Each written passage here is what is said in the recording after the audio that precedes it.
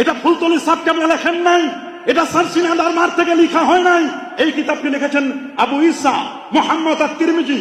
আজ থেকে প্রায় 1200 বছর আগের লেখা কিতাব ইমাম তিরমিজির ব্যাপারে, যিনি ইমাম বুখারীর ছাত্র, আবু আব্দুল্লাহ মুহাম্মদ ইবনে ইসমাইল বুখারীর ছাত্র, এমন জাহিল এবং ফাতিন ছাত্র। মুহাদ্দিসিনে কেরাম বলেছেন এই তিরমিজি যেই ক্লাসে পড়ানো হয় ওই জায়গায় কেমন যেন নূর নবী, হায়াতুন নবী নিজে সেই মজলিসে এসে কেমন যেন উপস্থিত হয়ে দৌড় দিচ্ছেন। দলিল লাগবে না। আমরা যে কিতাবগুলো এনেছি, আমরা আমাদের নিজস্ব কিতাব আনি নাই, তাদের কিতাব এনেছি আমরা। মুনাজাতে মাকবুল, এটি আশরাফ আলী থানভী সাহেব তার লেখা কিতাব। আমরা ইয়া নবী বললে শিরক হয়, আমরা ইয়া রাসূলুল্লাহ বললে শিরক হয়।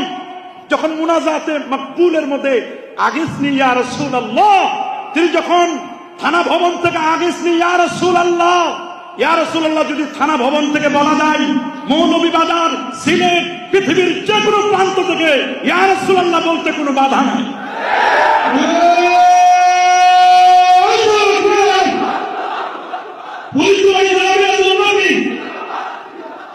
কথা খুব খেয়াল করে শুনবেন। আমরা ইয়া নবী বলে এটা ইয়া নবী বলা বিয়াদবি। ওরা আমাদেরকে দলিল দেয়, কই ইয়া নবী এটা নির্দিষ্ট হলো না। কিন্তু দুঃখ লাগে, আমরা যাদেরকে মনে করতাম যে কওমি মাদ্রাসায় পড়াশোনা করলে এরা কওয়াইদ সম্পর্কে মনে হয় একটু ভালো জানেন, অভিধান সম্পর্কে ভালো জ্ঞান আছে, আমরা এমনটি মনে করতাম। এরা দুইটি জায়গায় ফেল করলো। একটি হলো মিলাদ শব্দটিকে কেন্দ্র করে। অবাক লাগে, এরা যদি তিরমিজি শরীফটি পড়তো, আমার কাছে এই তিরমিজি কিতাবটি আছে, দ্বিতীয় খণ্ড 203 পৃষ্ঠা। এটা ফুলতলি সাহেব কেমন লেখেন নাই, এটা সারসিনাদার মার থেকে লেখা হয় নাই। এই কিতাবটি লিখেছেন আবু ঈসা মুহাম্মদ আত-তিরমিজি। আজ থেকে প্রায় 1200 বছর আগের লেখা কিতাব ইমাম তিরমিজির ব্যাপারে, যিনি ইমাম বুখারীর ছাত্র, আবু আব্দুল্লাহ মুহাম্মদ ইবনে ইসমাইল বুখারীর ছাত্র, এমন জাহিল এবং ফাতিন ছাত্র। মুহাদ্দিসিনে কেরাম বলেছেন এই তিরমিজি যেই ক্লাসে পড়ানো হয় ওই জায়গায় কেমন যেন নূর নবী, হায়াতুন নবী নিজে সেই মজলিসে এসে কেমন যেন উপস্থিত হয়ে দৌড় দিচ্ছেন। আল্লাহু আকবার।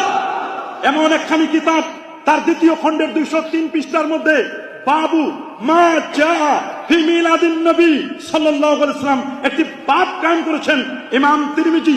মুহাদ্দিসের কাছে নবীর জন্মদিনটা কত বরকতময় হলে, কত গুরুত্বপূর্ণ হলে একজন মুহাদ্দিস টাইটেল বানাতে পারেন তিরমিজি কিতাবের বাবু মা জা ফি মিলাদিন নবী সাল্লাল্লাহু আলাইহি ওয়াসাল্লাম।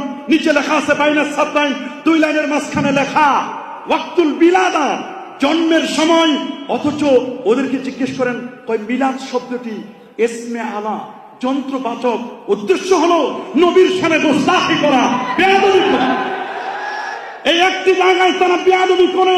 মিলাদ শব্দটি ওদের কি সুগরা, ওদের কি কুবরা, ওদের ছোট বড়, যেখানে যেখানে তারা মাইক পায়, মাইক পেলেই তারা নবীর মিলাদুন নবীর ব্যাপারে, ঈদে মিলাদুন নবীর ব্যাপারে বিশ্বজ্ঞার করে। অথচ কোনো একটি শব্দর সহি রূপ জানতে হলে ডিকশনারি পড়তে হবে, কামুসগুলো পড়তে হবে, মুজামগুলো পড়তে হবে, মাআজিম যত আছে এগুলো পড়তে হবে। পৃথিবীর কোন একটি লুগাতে আমরা চ্যালেঞ্জ করতে চাই না, আমরা কখনো চ্যালেঞ্জ এগুলো ছুড়ে দিতে চাই না। আমরা শ্রদ্ধার সাথে, বিনয়ের সাথে বলতে চাই, পৃথিবীর কোন একটি লুগাত অভিধানে কি দেখাতে পারবেন মিলাদ শব্দটি কোথাও ইসমে আলার সিগা লেখা হয়েছে?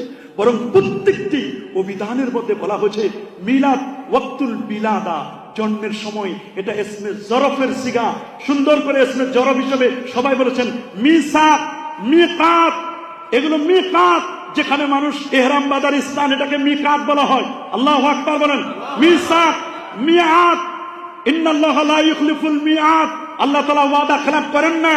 প্রত্যেকটি জায়গায় মিকাত, মিসাক, মিআত এই শব্দগুলো দেখবেন ইসমে জরফ। এগুলো কেউ ইসমে আলা বলেন নাই। এই জায়গায় যেমন বিয়াদবি করে ইয়া নবী শব্দটিকে কেন্দ্র করে বলে যে নবী, ইয়া নবী বলা যাবে না, বলতে হবে ইয়া আইয়ুহান নবী। অথচ কাফিয়ার সরা সাফিয়ার মধ্যে লেখা আছে, সাফিয়া শারহে কাফিয়ার মধ্যে লেখা, ইমাম মুবাররাক আল মুক্তাদাত কিতাবের মধ্যে, যিনি 1200 বছর আগে নাহুর উসুল লিখেছেন, স্পষ্ট করে লেখা, শরহু জামিতে লেখা ইয়া রাজুল বিমানা আইয়ুহার রাজুল। তাহলে ইয়া নবী, আইয়ুহান নবী কোনো বাধা নাই। ইয়া আইয়ুহান নবী বলা যায়, ইয়া নবী বলা একই বিষয়। এক্ষেত্রে কোন ধরনের তাজিমের ক্ষেত্রে কমতি হবে? ইয়া রাজুলু, ইয়া আইয়ুহার রাজুলু, ইয়া গোলামু, ইয়া আইয়ুহাল গোলাম, এখানে কোনো সমস্যা নেই। এবং তারা বলে যেখানে নবী তো নির্দিষ্ট করা হয় না। অবাক লাগে, কোথায় নাহু সুরবেরা পড়াশোনা করলো, কোন মাদ্রাসায় করলো? তোমাদের এমন কোন নাহু বিশেষজ্ঞ আছে, নিয়ে আসো। তোমরা বলে ইয়া নবী বলে ফাইন্ড আউট করা হয় না, নবীকে আলাদা করা হয় না, নির্দিষ্ট করা হয় না। অথচ মারেফা 7 প্রকারের মধ্যে লেখা আছে নাকারার আগে হরফে নেদা আসলে এটা মুআররাব বিন নেদা, হরফে নেদা দ্বারা এটা নির্দিষ্ট হয় না। আল্লাহু আকবার। যখন নবীর আগে ইয়া শব্দটি আসে, সাথে সাথে এটা আর অন্য কাউকে বোঝানো হবে না, নবী নির্দিষ্ট হয়ে যায়। এছাড়া আল্লাহ কোরআনে কত জায়গায় রাসূল শব্দটা নাকেরা হিসেবে ব্যবহার করেছেন।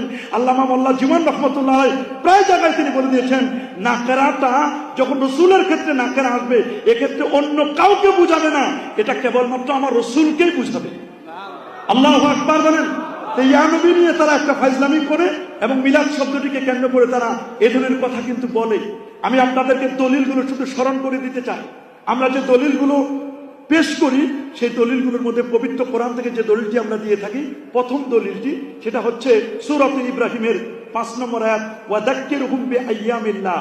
এখানে ইবনে আব্বাস রাদিয়াল্লাহু তাআলা আনহু তাফসীর করেছেন, ওয়াযাক্কিরহুম বিআইয়ামিল্লাহ আই বিনিআমিল্লাহ। কোন একটি দিবসে যদি আল্লাহর পক্ষ থেকে নিয়ামত আসে, সেই দিবসসমূহ আল্লাহর দিবসগুলোকে তোমরা স্মরণ করিয়ে দাও। ওয়াযাক্কিরহুম, তোমরা তাদেরকে স্মরণ করিয়ে দাও বিআইয়ামিল্লাহ, আল্লাহর দিবসসমূহ। ইবনে আব্বাস রাদিয়াল্লাহু তাআলা তাফসীর করেছেন বিনিআমিল্লাহ দ্বারা, বিআইয়ামিল্লাহ দ্বারা বিনিআমিল্লাহ উদ্দেশ্য মানে যেই দিবসে আল্লাহর পক্ষ থেকে নিয়ামত আসে। আপনারা বলেন, আমার নবী যেদিন পৃথিবীতে শুভাগমন করলেন, এটি কি আল্লাহর দিবস নয়? নবীর চেয়ে বড় নিয়ামত কি পৃথিবীতে আর কিছু আছে? কখনোই না। আমার নবীর চেয়ে আর কোন নিয়ামত হতে পারে না। তাহলে আমার নবী যেদিন পৃথিবীতে শুভাগমন করলেন, সেই দিবসটিকে আমরা স্মরণ করতে পারি না? একটি দলিল দিয়ে থাকি আমরা। দ্বিতীয় আরেকটি দলিল দিয়ে থাকি সূরাতুল হুদের 120 নম্বর আয়াত। আল্লাহ পাক রব্বুল আলামিন বলেন, ওয়া কুল্লান নাকুসু আলাইকা মিন আমবাইর রুসুল মা নুসাব্বিতু বিহি ফুয়াদাক। আমি আপনার কাছে হে রাসূল প্রত্যেক নবীর বায়োগ্রাফি, জীবনীগুলো আলোচনা করেছি। টার্গেট হচ্ছে নবীদের জীবনী আলোচনা করার মাধ্যমে আপনার হৃদয়টা বলিষ্ঠ চিত্ত হবে, হৃদয়টি শক্তিশালী হবে। যদি নবীর কাছে অন্যান্য আম্বিয়া আলাইহিস সালাতু ওয়াস সালামের জীবনী আলোচনা করার মাধ্যমে আমার নবীর হৃদয় বলিষ্ঠ চিত্ত হয়, আমার নূর নবীর জীবনী আলোচনা যদি উম্মত করে, তো উম্মতের হৃদয় কি বলিষ্ঠ চিত্ত হবে না? আমাদের ঈমান কি দীপ্ত হবে না? আমরা মনে করি প্রত্যেক উম্মতের দায়িত্ব হলো নবীর বায়োগ্রাফি, নবীর জীবনী আলোচনা করা। 3 নম্বর যে দলিলটি আমরা দিয়ে থাকি সেটি হচ্ছে সূরাতু আলে ইমরানের 81-82 নম্বর আয়াত, ওয়াইজা আখাযাল্লাহু মিসাকান নাবিয়্যিন। আল্লাহ আমার নবীকে নিয়ে আলোচনা করেছে রূহের জগতে, নবীদের সেমিনার করেছেন উপরে। আল্লাহ যদি নবীদের সেমিনার করতে পারেন, আমরা কি জমিনে আমার নবীকে কেন্দ্র করে আমরা মানুষদেরকে নিয়ে সেমিনার করতে পারি না? 4 নম্বর যে দলিলটি আমরা দিয়ে থাকি সূরা ইউনূসের 58 নম্বর আয়াত, কুল বিফাদলিল্লাহি ওয়া বিরাহমাতিহি ফাবিযালিকা ফালইফরাহু হুয়া খায়রুম মিম্মা ইয়াজমাউন। ইবনে আব্বাস রাদিয়াল্লাহু তাআলা আনহু তাফসীর করেছেন, ফাদলুল্লাহ দ্বারা উদ্দেশ্য হলো কোরআন। সুবহানাল্লাহ, ইসলাম কোরআন। আর রহমত দ্বারা উদ্দেশ্য হলো নূর নবী মুহাম্মদ সাল্লাল্লাহু আলাইহি ওয়াসাল্লাম। এটা তাফসীরুল কোরআন বিল কোরআন। আরেকটি জায়গায় তাফসীর হয়েছে ওয়া মা আরসালনাকা ইল্লা রাহমাতাল লিল আলামিন। তাহলে আমরা এই কয়েকটি আয়াত শুধু ইন্ডিকেট করে দিয়ে যাচ্ছি। আমরা লাকাদ মান্নাল্লাহু এই আয়াতটিও আমরা কোট করি এই ঈদে মিলাদুন নবীর দলিলের জন্য আমরা কোট করে থাকি। লাকাদ জাআকুম রাসূলুম মিন আনফুসিকুম এই আয়াতটা আমরা কোট করে থাকি। আমরা রব্বানা ওয়া বাস ফীহিম রাসূলা এই আয়াতও আমরা বলি। ওয়া মুবাশশিরাম বিরাসূলিন ইয়াতি মিন বাদি ইসমুহু আহমদ এই আয়াতটিকেও আমরা কোট করে থাকি। ঈদে মিলাদুন নবীর দলিলের ব্যাপারে আমরা বলি উযকুরু নি'মাতাল্লাহি আলাইকুম ওয়া আম্মা বিনি'মাতি রাব্বিকা ফাহাদ্দিস। ইমাম বুখারী তাফসীর করেছেন আল্লাযীনা বাদদালু নি'মাতাল্লাহি কুফরা। ইমাম বুখারী তাফসীর করেছেন সবচেয়ে বড় নিয়ামত হলেন আমাদের প্যারা নবী রাসূল করিম সাল্লাল্লাহু আলাইহি ওয়াসাল্লাম। আমরা আরেকটি আয়াত কোট করি যেটি সূরাতুল হজ্জের মধ্যে আসে, ওয়া ইউআযযিম শাআইরাল্লাহ ফাইন্নাহা মিন তাকওয়াল কুলুব। এখানে মুজামু শাআইরিল্লাহ আরবা। শাহ ওয়ালিউল্লাহ মুহাদ্দিস দেলবি রাহমাতুল্লাহ আলাইহি হুজ্জাতুল্লাহিল বালিগের মধ্যে বলেন সবচেয়ে বড় শিয়ার হচ্ছে 4টি। 1 নম্বর হচ্ছে কালামুল্লাহ, দ্বিতীয় হচ্ছে নবীউল্লাহ, 3 নম্বর হচ্ছে বাইতুল্লাহ, 4 নম্বর হচ্ছে আসসালাতু লিল্লাহ। তো নবী যদি শিয়ার হয়, আল্লাহ তো বলেন শিয়ারগুলোকে তোমরা তাজিম করো। ঈদে মিলাদুন নবীর মাধ্যমে অবশ্যই আমার নবীর তাজকিরা হয় কি হয় না? নবীর তাজিম বৃদ্ধি পায় কি পায় না?